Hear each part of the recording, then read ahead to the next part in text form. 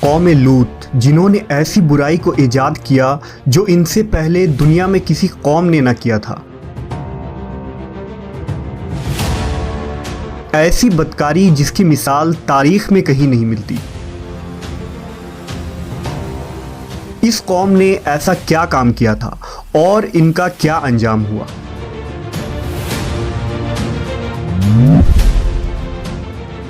حضرت لوط علیہ السلام اللہ کے ایک برگزیدہ نبی تھے۔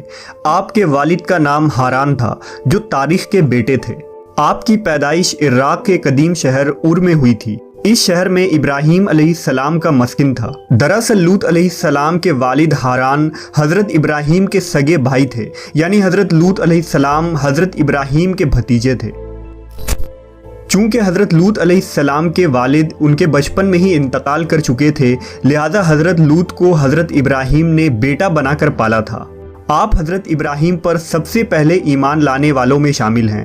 آپ حضرت ابراہیم کے زمانے میں اہل سدوم کی رہنمائی کے لیے نبوت کے منصب پر فائز ہوئے۔ حضرت لوط کے بہت سارے معجزات ہیں۔ آپ جس وقت بارش کے لیے دعا کرتے تھے تو آسمان بادلوں سے بھر جاتا اور خوب بارش ہوتی تھی۔ حضرت لوط جس پتھر پر سر رکھ کر سوتے، اس پتھر پر آپ کے سر مبارک کا نشان بن جاتا تھا۔ سدوم وہ علاقہ تھا جہاں لوط علیہ السلام مبعوث فرمائے گئے۔ سدوم کے آس پاس 5 نہایت ہی خوبصورت شہر آباد تھے، جن میں سے ہر ایک کی آبادی 1 لاکھ نفوس سے زیادہ ہی تھی۔ یہ علاقے نہایت ہی سرسبز و شاداب اور قدرت کی فیاضی کا حسین شاہکار تھا۔ یہاں باغات کی کثرت تھی، لہلہاتی کھیتیاں یہاں کی ضروریات سے کہیں زیادہ تھی۔ اردن، شام اور اسرائیل کے درمیان بسا ہوا یہ علاقہ نہایت ہی زرخیز تھا۔ وہاں طرح طرح کے اناج، پھل، میوے بکثرت پیدا ہوتے تھے، اور یہی وجہ تھی کہ آس پاس کے بستیوں کے لوگ بھی اپنی معاشی اور غذائی ضرورت کے لیے ان بستیوں کی طرف آتے تھے۔ مگر یہ بات اہل سدوم کے لوگوں کو بالکل بھی پسند نہ تھی۔ ان کے خیال میں ان کی بستیوں میں پیدا ہونے والے پھلوں، اناجوں اور سبزیوں پر صرف ان کا ہی حق تھا۔ وہ نہیں چاہتے تھے کہ دوسری بستیوں کے لوگ ان کے علاقے میں آئیں۔ ایک دن سدوم کے لوگ اس بات پر غور و فکر کر رہے تھے کہ باہر سے آنے والے لوگوں کو یہاں آنے سے آخر کیسے روکا جائے، کہ ابلیس ایک بزرگ کی شکل میں ان کے محفل میں آیا اور کہا، اگر تم ان سے پیچھا چھڑانا چاہتے ہو تو میرے کہنے پر عمل کرو۔ اس اجنبی بزرگ کی بات لوگوں نے بہت توجہ سے سنی۔ ابلیس نے کہا، میں کل بتاؤں گا۔ دوسرے دن ابلیس ایک خوبصورت جوان لڑکے کی بھیس میں آیا اور انہیں اپنی عورتوں کے بجائے مردوں کے ساتھ فعل بد کرنا سکھایا۔ ابلیس نے کہا کہ اگر تم ان بستیوں کے لوگوں سے نجات چاہتے ہو جو تمہاری بستی میں آ جاتے ہیں تو ایسا کرو کہ جب بھی کوئی شخص تمہارے علاقے میں آئے تو تم لوگ زبردستی اس کے ساتھ اپنی خواہش پوری کرو۔ اس طرح یہ لوگ اس بستی میں آنا چھوڑ دیں گے۔ اپنی نفسانی خواہشات کے لیے مردوں سے بدفعلی اس قوم کا دستور بن گیا تھا۔ یہاں بے حیائی عام ہو گئی تھی۔ حکمراں، سردار، رؤسا، ہر طبقے میں گھر گھر یہ عمل پھیل گئی تھی۔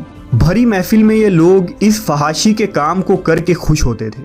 کوئی بھی محفل اس کام کے بغیر ادھوری سمجھی جاتی تھی۔ خاص کر مسافروں میں سے کوئی خوبصورت لڑکا ہوتا تو یہ لوگ اسے اپنا شکار بنا لیتے۔ تلمود میں لکھا ہے کہ اہل سدوم اپنی روزمرہ کی زندگی میں سخت ظالم، دھوکے باز اور بد معاملہ تھے۔ کوئی مسافر ان کے علاقے سے بخیریت نہ گزر سکتا تھا۔ کوئی غریب ان کی بستیوں سے روٹی کا ایک ٹکڑا نہ پا سکتا تھا۔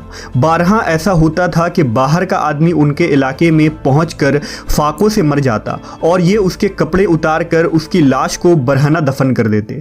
اپنی وادی کو انہوں نے ایک باغ بنا رکھا تھا جس کا سلسلہ میلوں تک پھیلا ہوا تھا۔ اس باغ میں وہ انتہائی بے حیائی کے ساتھ اعلانیہ بدکاریاں کرتے تھے۔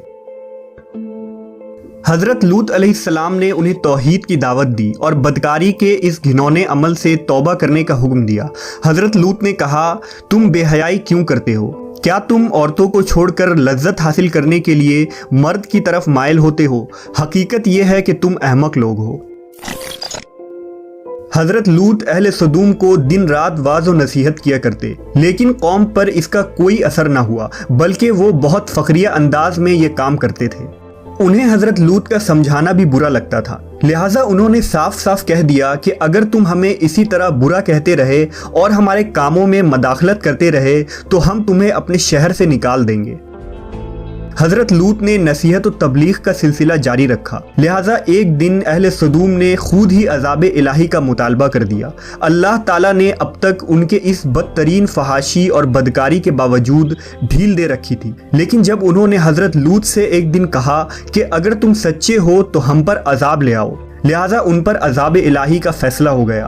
اللہ نے اپنے خاص فرشتوں کو دنیا کی طرف روانہ کر دیا۔ یہ فرشتے دراصل حضرت جبرائیل، میکائیل اور اسرافیل علیہ السلام تھے۔ پھر یہ فرشتے حضرت لوط علیہ السلام کے گھر تشریف لے آئے۔ حضرت لوط نے جب ان خوبصورت نوعمر لڑکوں کو دیکھا تو سخت گھبراہٹ اور پریشانی میں مبتلا ہو گئے۔ انہیں یہ خطرہ محسوس ہوا کہ اگر ان کے قوم کے لوگوں نے انہیں دیکھ لیا تو نہ جانے وہ ان کے ساتھ کیا سلوک کریں گے۔ حضرت لوط کی بیوی کا نام وائلہ تھا، اس نے آپ پر ایمان نہ لایا تھا اور وہ دراصل منافقہ تھی، وہ کافروں کے ساتھ تھی، لہٰذا اس نے جا کر اہل سدوم کو یہ خبر دے دی کہ لوط کے گھر نوجوان لڑکے مہمان ٹھہرے ہوئے ہیں۔ یہ سن کر بستی والے دوڑتے ہوئے حضرت لوط کے گھر پہنچے۔ حضرت لوط نے کہا، اے قوم، یہ جو میری قوم کی لڑکیاں ہیں یہ تمہارے لیے جائز اور پاک ہیں، اللہ سے ڈرو اور مجھے میرے مہمانوں کے سامنے رسوا نہ کرو۔ کیا تم میں سے کوئی بھی شائستہ آدمی نہیں؟ حضرت لوط کی بات سن کر وہ لوگ بولے، تم بخوبی واقف ہو کہ ہمیں تمہاری بیٹیوں سے کوئی حاجت نہیں، اور جو ہماری اصل چاہت ہے اس سے تم بخوبی واقف ہو۔ قوم لوط کے اس بے شرمانہ جواب سے اندازہ لگایا جا سکتا ہے کہ وہ فعل بد میں کس حد تک مبتلا ہو چکے تھے۔ جب حضرت لوط علیہ السلام کی قوم ان کے گھر کی طرف دوڑتی ہوئی آئی تو حضرت لوط نے گھر کے دروازے بند کر دیے اور ان نوجوانوں کو ایک کمرے میں چھپا دیا۔ اس بدکار لوگوں نے آپ کے گھر کا گھیراؤ کیا ہوا تھا اور ان میں سے کچھ گھر کے دیوار پر بھی چڑھنے کی کوشش کر رہے تھے۔ حضرت لوط اپنے مہمانوں کی عزت کے خیال سے بہت زیادہ گھبرائے ہوئے تھے۔ فرشتے یہ سب منظر دیکھ رہے تھے۔ جب انہوں نے حضرت لوط علیہ السلام کی بے بسی اور پریشانی کا یہ عالم دیکھا تو حقیقت سے پردہ اٹھاتے ہوئے یوں فرمایا، اے لوط، ہم تمہارے رب کے بھیجے ہوئے فرشتے ہیں، یہ لوگ ہرگز تم تک نہیں پہنچ سکیں گے۔ ابھی کچھ رات باقی ہے تو اپنے گھر والوں کو لے کر چل دو اور تم میں سے کوئی شخص پیچھے مڑ کر نہ دیکھے۔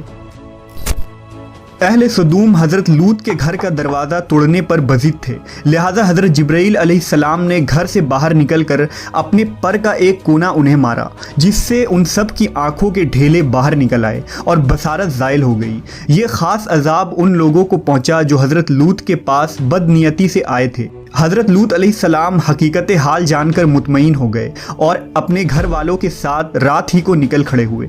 بیوی بھی ان کے ساتھ تھی، لیکن کچھ دور جا کر وہ واپس اپنے قوم کی طرف پلٹ گئی اور قوم کے ساتھ جہنم رسید ہو گئی۔ صبح کا آغاز ہوا تو اللہ کے حکم سے حضرت جبرائیل نے بستی کو اپنے پر سے اکھاڑ دیا اور پھر اپنے بازو پر رکھ کر آسمان پر چڑھ گئے، یہاں تک کہ آسمان والوں نے بستی کے کتے کے بھونکنے اور مرغوں کے بولنے کی آوازیں سنی۔ پھر اس بستی کو زمین پر دے مارا، جس کے بعد ان پر پتھروں کی بارش ہوئی۔ ہر پتھر پر مرنے والوں کا نام لکھا ہوا تھا۔ جب یہ پتھر ان کو لگتے تو سر پاش پاش ہو جاتے۔ صبح سویرے شروع ہونے والا یہ عذاب اشراق تک پوری بستی کو نیست و نابود کر چکا تھا۔ قوم لوط کی ان خوبصورت بستیوں کو اللہ نے ایک انتہائی بدبودار اور سیاہ جھیل میں تبدیل کر دیا، جس کے پانی سے رہتی دنیا تک کوئی فائدہ نہیں اٹھایا جا سکتا۔ سمندر کے اس خاص حصے میں کوئی جاندار، مچھلی، میڈک وغیرہ زندہ نہیں رہ سکتے، اس لیے اسے ڈیڈ سی یعنی بحر مردار کہا جاتا ہے، جو اسرائیل اور اردن کے درمیان واقع ہے۔ ماہرین آثار نے 10 سالوں کی تحقیق و جستجو کے بعد اس تباہ شدہ شہر کو دریافت کیا تھا۔ تحقیقات سے پتہ چلا تھا کہ اس شہر میں زندگی بالکل ختم ہو چکی ہے۔ اس شہر کے راستے اور کھنڈرات کو دیکھ کر آرکیولوجسٹ نے یہ اندازہ لگایا کہ جب یہ شہر تباہ ہوا تو اس وقت لوگ روزمرہ کے معمولات کے کاموں میں مشغول تھے اور یہاں زندگی اچانک ختم ہو گئی تھی۔ اہل سدوم جنہیں پتھر بنا دیا گیا تھا، ان کے بت ابھی تک بحر مردار کے پاس موجود ہیں، جو تا قیامت لوگوں کے لیے ایک عبرت ہے۔ آج یورپی ممالک میں انسانی آزادی کے نام پر اس بدکاری کی اجازت دی جاتی ہے اور اس فحش عمل کو فخر سمجھا جاتا ہے، مگر حقیقت یہ ہے کہ ہم جنس پرستی بالکل فطرت کے خلاف ہے، جس سے انسانی معاشرہ تباہ و برباد ہو جاتا ہے۔ روایتوں کے مطابق ایک مرتبہ حضرت سلیمان علیہ السلام نے شیطان سے پوچھا کہ اللہ کے نزدیک سب سے بدترین عمل کیا ہے؟ ابلیس بولا، جب مرد مرد سے بدفعلی کرے اور عورت عورت سے خواہش پوری کرے۔ حضرت ابن عباس سے روایت ہے کہ رسول اللہ صلی اللہ علیہ وسلم نے فرمایا کہ اس شخص پر اللہ پاک کی لعنت ہو جو قوم لوط والا عمل کرے۔